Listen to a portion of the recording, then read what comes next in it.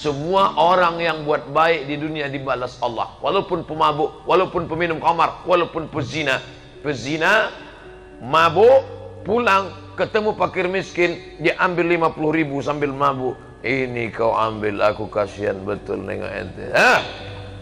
Dibalas Allah langsung di dunia. Kehidupannya tenang di dunia, nyaman, lancar rezekinya. Loh, kenapa Allah balas di dunia? Supaya di akhirat dia tinggal masuk neraka jahanam.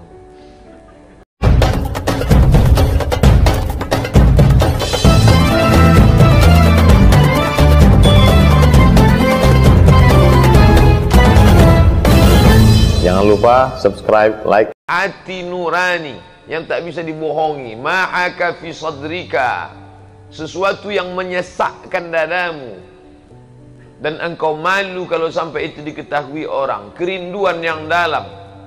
Azan tak dia dengar.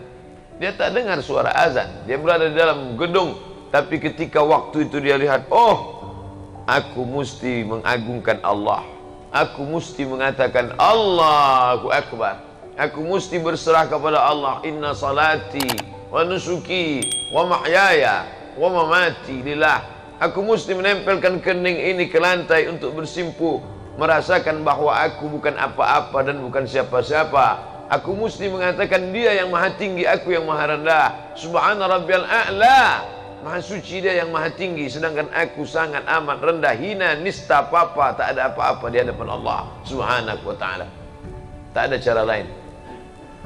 Oleh sebab itu, ketika kita masih diberikan waktu, kesempatan, tidak mungkin seluasa sahabat kawan-kawan kita di luar sana.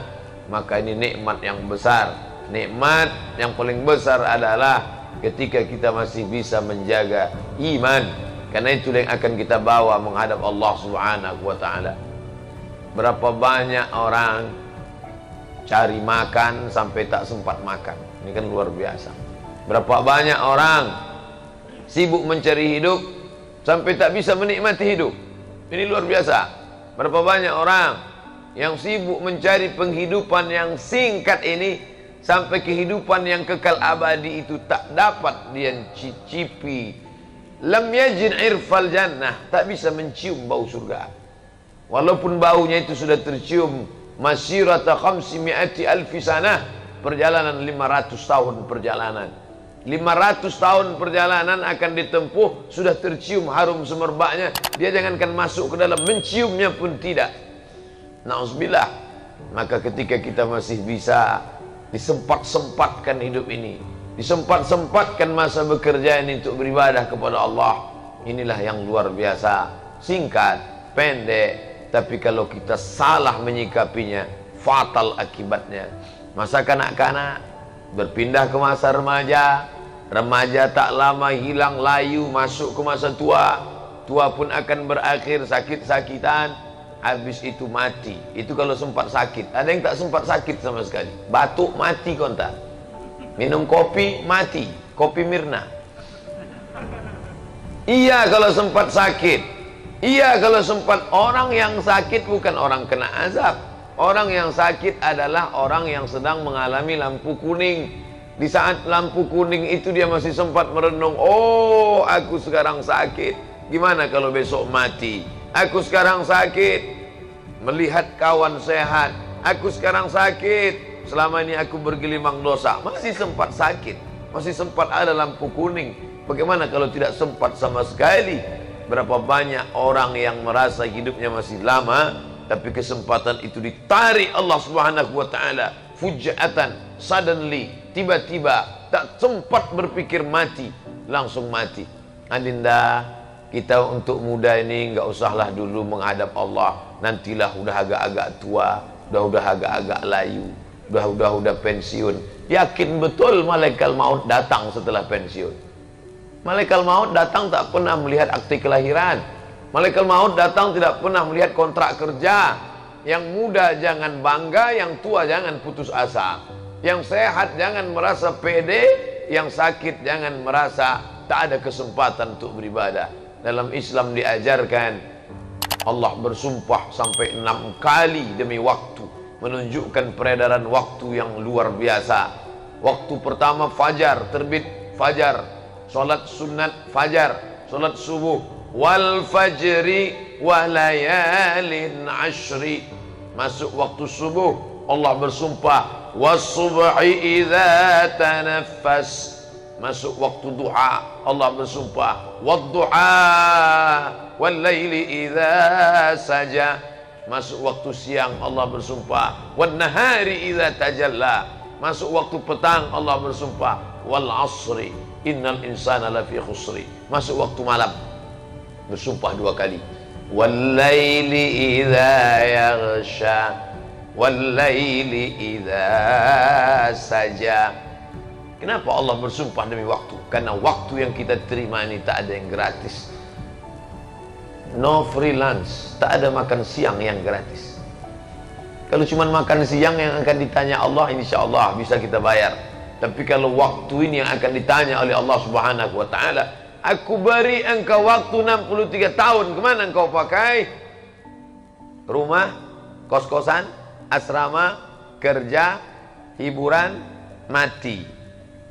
Kalau diputar, orang sedang duduk di tepi meja makan, melihat semut berjalan, sarang, makan, sarang, makan. Bolak-balik semut dalam tanah, ada nasi yang tercecer di tepi meja makan. Sarang tanah, meja makan, sarang tanah, meja makan, sarang tanah, meja makan, sarang tanah, meja makan, datang cicak, habis. Mati. Perjalanan manusia yang begitu singkat. Tempat tinggal, tempat kerja, hiburan. Tempat tinggal, tempat kerja, hiburan, tempat tinggal, tempat kerja, hiburan, tempat tabrak, mati. Apa yang akan dibawa menghadap Allah Subhanahu wa ta'ala? Lalu cukupkah salat ini saja? Fa idza tuma'nantum, kalau kamu sudah tenang, ambil air wudu. Tadi saya sebelum naik melihat ada keran panjang. Lelah hidup ini, siramkan air ke wajah, fresh, segar. Bukan hanya tubuhnya yang fresh, bukan hanya kulitnya yang sudah kering kena AC selama 5 jam saja yang fresh, tapi juga fresh jiwanya. Kenapa? Karena saat air masuk ke mulut, keluarlah dosa-dosa mulut, keluar dosa-dosa hidung. Ketika air disiramkan ke wajah, keluarlah dosa-dosa dari kelopak biji mata. Ketika air disiramkan ke tangan, keluar dosa-dosa dari celah jari jemari tangan. Ketika air mengusap kepala, keluarlah dosa sampai ke lubang telinga. Ketika air menyiram kaki, keluarlah dosa dari celah-celah kuku kaki. Hadapkan wajah. Allahumma ja'alni minat tawwabin waj'alni minal mutatahhirin. Aku kotor, banyak silap, banyak salah. Waj'alni min ibadikas salihin. Walaupun aku tak layak bergabung dengan mereka, tapi tolonglah ya Allah, masukkan aku ke dalam golongan hamba-hambamu yang saleh. Angkat kedua tangan, bersimpuh, bukan di hadapan raja, bukan di hadapan gubernur, bukan di hadapan presiden, tapi sedang berada di hadapan Dia yang dalam satu genggaman kuasanya tercabut nyawa Fir'aun hanya dengan tersedak di tengah Laut Merah. Dengan satu genggaman kuasanya tercabut nyawa Namruz. Hanya satu makhluknya yang masuk ke telinga, bernama nyamuk yang hina, yang tak ada apa-apanya. Innallaha la yastahi ayyadriba mathalan ma ba'udatan fama fawqaha. Allah tak malu menciptakan seekor nyamuk. Katanya Allah, Tuhan itu hebat. Mana ciptaannya? Cuman seekor nyamuk saja. Dengan nyamuk itu dia mematikan Namruz sang raja perkasa. Mati. Kalau raja di raja Fir'aun mati. Kalau raja di raja Namruz mati. Qarun mati, tenggelam dengan hartanya. Aku tak ada apa-apanya di hadapan Engkau ya Allah. Aku makhluk yang kedir, kecil dan hina ya Allah. Allahu Akbar. Di saat itulah kita akan merasakan keagungan kebesaran Allah. Salam dalam keadaan suci bersih. Dari zuhur ke asar kosong, hampa. Tak nak putus, tak pernah putus, tak ada putus. Karena ketika tegak bekerja itu pun zikir. Kebetulan kerjanya tegak, zikir. Kebetulan kerjanya duduk, zikir. Kebetulan kerjanya memeriksa mesin dalam keadaan berbaring pun juga zikir. Alladzina yadhkuruna Allaha qiyaman. Orang-orang yang tetap berzikir mengingat Allah qiyaman, tegak. wa qu'udan, dalam keadaan duduk di depan komputer, depan laptop, depan perusahaan, di depan macam-macam sarjana engineering, mesin, apa keahlian, semuanya sama di hadapan Allah Subhanahu wa taala. Allazi yadhkurullah, alladzina yadhkurunallah, mereka tegak qiyaman, qu'udan, duduk, wa ala junubihim, semuanya tetap mengingat Allah Subhanahu wa taala. Maka Nabi SAW beristighfar, wallahi demi Allah, inni astaghfiru ila rabbi wa atubu ilaih, aku beristighfar kepada Allah mi'ata marrah, 100 kali sehari semalam. Ini hadis muskil, problem. Kenapa Nabi beristighfar, bertaubat 100 kali sehari semalam, padahal dia maksum, tak berdosa, padahal dia diampunkan Allah Subhanahu wa taala. Kenapa beristighfar sampai 100 kali sehari semalam? Orang beristighfar karena berzina, orang beristighfar karena minum khamar, orang beristighfar karena ghibah, gosip. Dia tak pernah gosip, dia tak pernah khamar, dia tak pernah berzina. Kenapa dia beristighfar 100 kali sehari semalam? Ternyata Nabi beristighfar bukan karena dosa-dosa besar itu. Dia beristighfar ketika hatinya lalai sejenak. Hati lalai karena sibuk dengan pekerjaan. Astaghfirullahaladzim. Saya Pak Ustadz tidak bisa berzikir karena saya bekerja melayani orang banyak, harus ngomong. Ya tentu tidak zikir di mulut, tapi hatinya tak putus. Saya tak ingin gara-gara ini nanti mulut berzikir sampai memaksakan yang tak semestinya. Nanti kawan nanya, gimana masalah pekerjaan kita di sana? Astaghfirullahaladzim. Oh enggak, bukan itu yang saya maksud. Karena makna zikir itu, zikir, ala bidzikrillahi taqma'innul qulub. Dengan banyak berzikir, hati menjadi tenang. Mulut menyebut, hati mengingat. Yang paling bagus connect antara keduanya. Mulut menyebut, hati mengingat. Subhanallah, subhanallah, subhanallah, subhanallah. Mulut menyebut, hati mengingat. Tapi andai tidak bisa, satu saja. Mulut tidak menyebut, hati tetap mengingat. La ilaha illallah, la ilaha illallah, la ilaha illallah, la ilaha illallah, la ilaha illallah. Andai mati dalam pekerjaan itu, mati dalam keadaan husnul khatimah. Bayangkan, mati sendirian, tidak ada orang yang membisikkan. Iya, kalau kita mati di dalam kamar, masih sempat istri anak membisikkan ke telinga, la ilaha illallah. Bagaimana kalau mati dalam keadaan kecelakaan lalu lintas, dalam keadaan pakai helm, jatuh, terkapar, datang orang bisikkan, la ilaha, mana bisa, tak masuk suara lewat helm. Siapa yang membisikkan saat itu? Satu-satunya yang menyelamatkan adalah zikir daim yang kekal, tak pernah putus dalam. Makanya bawa subhanallah, la ilaha illallah, la ilaha. Saya alhamdulillah, semua orang yang naik motor saya perhatikan itu, alhamdulillah. Ternyata orang berzikir, walaupun naik sepeda motor dia buka helmnya, saya tengok mulutnya tak berhenti. Oh, zikir.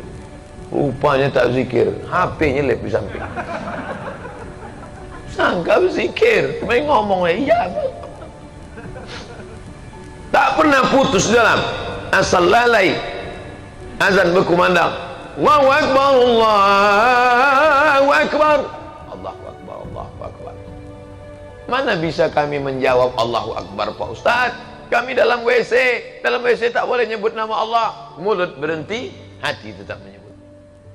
Tak boleh menyambut azan. Ini masuk kamar mandi, terdengar suara azan, Allahu Akbar, Allahu Akbar, Allahu Akbar, Allah. Haram. Tak boleh. Tapi di dalam tetap menyambut Allahu Akbar, Allahu Akbar. Artinya apa? Setan masuk bukan lewat tapak kaki. Dari mana dia masuk? Allazi waswisu fi sudur, sudur dada, fi sudurin nas minal jinnati wan nas. Kalau yang berbisik itu nas, nas yang berbisik. Mau kemana bro? Mau sholat. Alah ente sholat. Itu kawan kita sholat, rezekinya makin macet, hidupnya makin susah. Kemarin sebelum sholat nggak ada apa-apa, adem ayam tentrem. Begitu sholat 2 kali, hilang helm.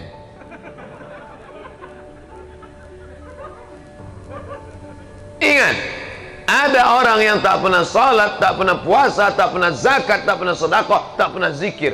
Hidupnya tentram, adem ayam, tenang, rezeki melimpah ruah, anak segar bugar, kekuasaan tinggi. Dia bukan sedang dapat rezeki, tapi dia sedang dipermainkan dengan istidraj. Sanastadrijuhum min haitsu la ya'lamun. Kami mainkan mereka dengan istidraj. Wa umli lahum, kuulur gajinya besar, kuulur rumahnya besar, kuulur mobilnya besar, kuulur kebunnya besar, kuulur mobilnya besar, rumah besar, kebun besar, bini besar. Dia menyangka sedang merasa dalam nikmat. Yukhadi'un Allah. Mereka menyangka sedang menipu Allah. Tengok, Allah kutipu. Nampaknya catatan malaikat sedang error nih. Wa khadi'uhum. Allah yang sedang menipu mereka dengan permainan istidraj. Hati-hati. Kalau rezekimu melambung padahal kau tidak beribadah, waspadalah. Kau sedang dimainkan dengan istidraj. Sebaliknya, ketika sedang khusyuk beribadah, semangat beriman sedang tinggi, rajin khusyuk, datang ujian, sabarlah. La yusibul mu'min min nasabin wala wasabin wala saqamin. Sakit, demam, susah hati, gundah gulana, hilang, mati. Itu tak lain tak bukan asyauqul ladzi yashtakuha. Sampai-sampai duri bunga yang menusuk tapak kaki. Jalan 10 orang sama-sama nggak pakai sendal lari pagi, tiba-tiba kaki kita yang luka kena kaca, kena duri. Kenapa kaki saya? 10 orang sama-sama jalan, 9 orang nggak kena. Yang 9 itu satu pun nggak sholat subuh. Saya yang sholat, kenapa saya yang kena? Mana keadilan Allah? Allah sedang ingin membersihkanmu, hai saudaraku, sampai tidak ada noda di tubuhmu. Hatta yamshi 'alal ardi ma kanat 'alaihi khati'ah. Sampai kau berjalan di atas muka bumi tak ada dosa, noda walaupun sebesar biji sawi. Husnuzan kepada Allah. Kami jalan tadi 10 dari pagi. Kawan itu yang tadi malam mabuk, yang tadi malam dugem. Dugem itu artinya duduk sambil gemetar. Kok aku yang kena ya? Introspeksi diri.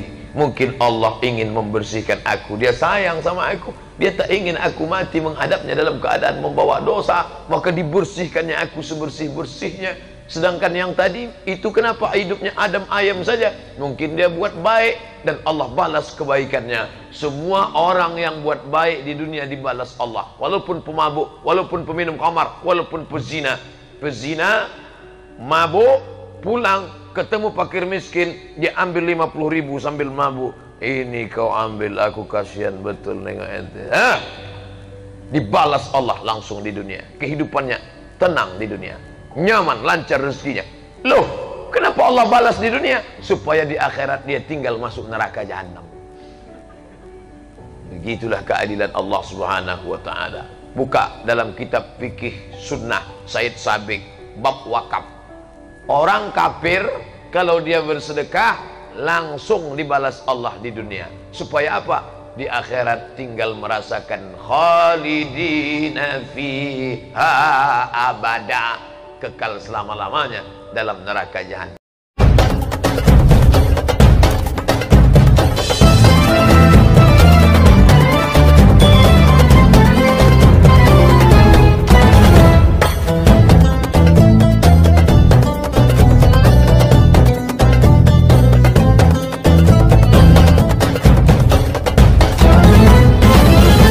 Jangan lupa subscribe, like, and share.